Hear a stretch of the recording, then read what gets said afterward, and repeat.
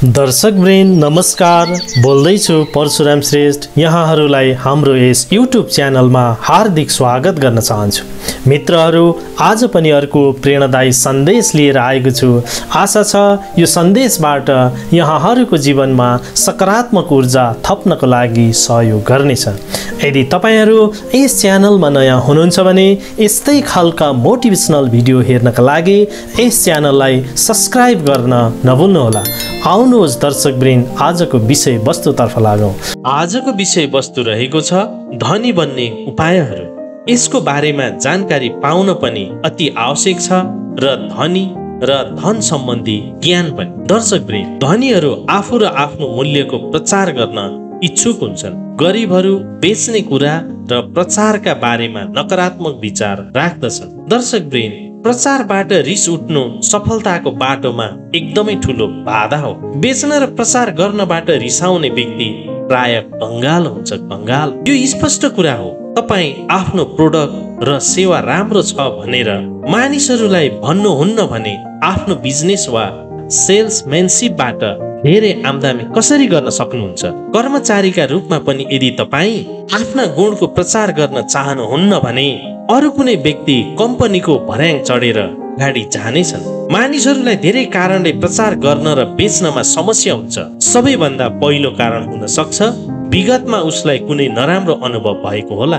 मानिसहरूले उसका अगाडि अनुचित तरिकाबाट प्रचार गरेका होलान्। सायद अरूले उसलाई गलत समयमा हैरान पारेको थियो। चाहे कारण जेसुकै होस्, उसको अनुभव विगतको हो भने त्यसलाई वर्तमानमा समाति राख्नाले कुनै फाइदा हुँदैन। दर्शकवृन्द, दोस्रो कारण, तपाईले कुनै व्यक्तिलाई कुनै चीज बेच्ने कोसिस गरेकोमा त्यो व्यक्तिले तपाईलाई पूर्ण रूपले अस्वीकार गरेको हुन सक्छ। यही अनुभव तपाईमा वर्तमानमा पनि कायम छ। यसो हो भने प्रसार प्रति तपाईको रुचि तपाईले यसलाई असफलता र अस्वीकृतिसँग जोडिएकाले मात्रै भएको हो। तपाईले बुझ्नुपर्ने कुरा विगतमा भएको कुरा वर्तमानमा पनि हुन्छ भन्ने छैन। दर्शकवृन्द, तेस्रो कारण, तपाईलाई प्रचार र बिक्री तपाईमा आमा बुवाको पुरानो प्रोग्रामिङको प्रभाव परेको कारण मन नपरेको हुन सक्छ। धेरै मानिसलाई बाल्यकालमा आफ्नो बोली राम्रो बनाउन सकिन्छ, विनम्रता होइन। तपाईको सफलता वा कमाई शिष्टता र विनम्रताबाट हुन्छ भने त्यो राम्रो कुरा हो। वास्तविक संसारमा बिजनेस र पैसाको बारेमा आफ्नो प्रचार आफै गर्नुहुन्न भने नि अरू कसैले पनि तपाईको प्रचार गर्नेवाला छैन। म यो ग्यारेन्टीका साथ भन्छु कि धनीहरू अरूको अगाडि आफ्नो गुण र मूल्यको प्रशंसा गर्न इच्छुक हुन्छ। दर्शकवृन्द, अन्तिम कारण, केही मानिस प्रसारलाई आफ्नो प्रतिष्ठाको विरुद्ध सम्झन्छन्। म तपाईलाई सच्चा र शक्तिशाली सिन्ड्रोम भन्छु। उनीहरूको सोचाइमा मानिसहरूलाई आफूसँग भएको चिज चाहिन्छ भने उनीहरू आफूलाई खोज्दै आउनुपर्छ भन्ने हुन्छ।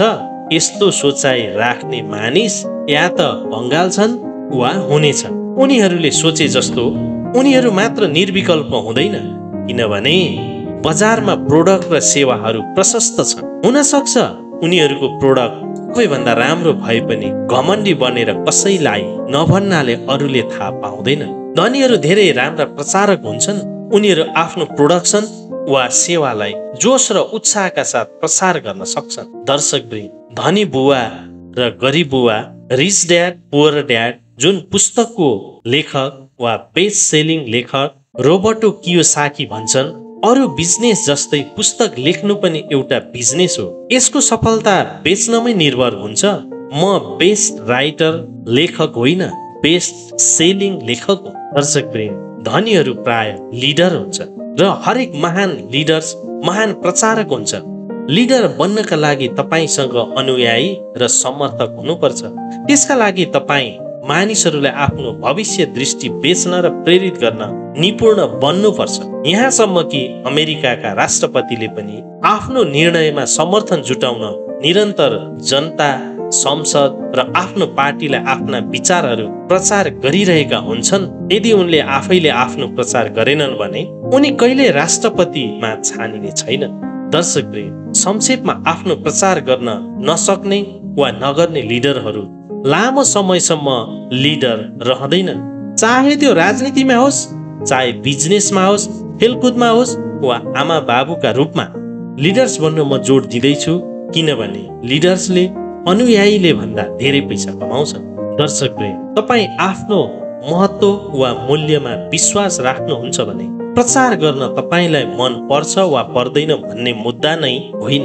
यो त आफूसँग भएको प्रोडक्ट वा सेवाको प्रचार गरेर आफ्नो अगाडि हुनेलाई फाइदा पुर्याउँदैछु भन्ने आफ्नो मूल्यको सम्मान पनि हो। दर्शकवृन्द, तपाईसँग कुनै रोगको उपचार छ, त्यो रोगको कारणले गर्दा कुनै रोगी छटपटाइरहेको पाउनुभयो, त्यस बेला तपाईँ के गर्नुहुन्छ? के आफ्नो उपचार विधि त्यस व्यक्तिबाट लुकाउनुहुन्छ? पीडितले तपाईँको क्षमता वा विशेषज्ञता थाहा पाउलान् भनेर पर्खिरहनुहुन्छ?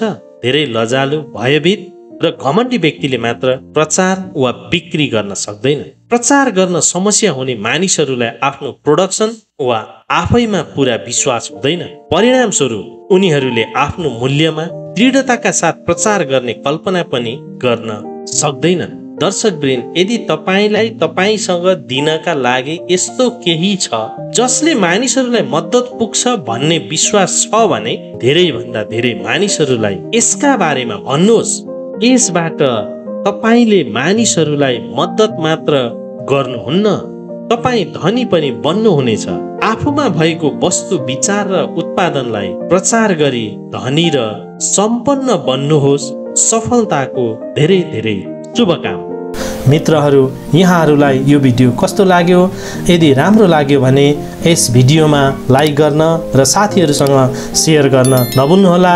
यदि तपाईहरू हाम्रो च्यानलमा नयाँ हुनुहुन्छ भने यस्तै खालका प्रेरणादायी भिडियो हेर्नका लागि यो च्यानललाई सब्स्क्राइब गर्न नभुल्नुहोला।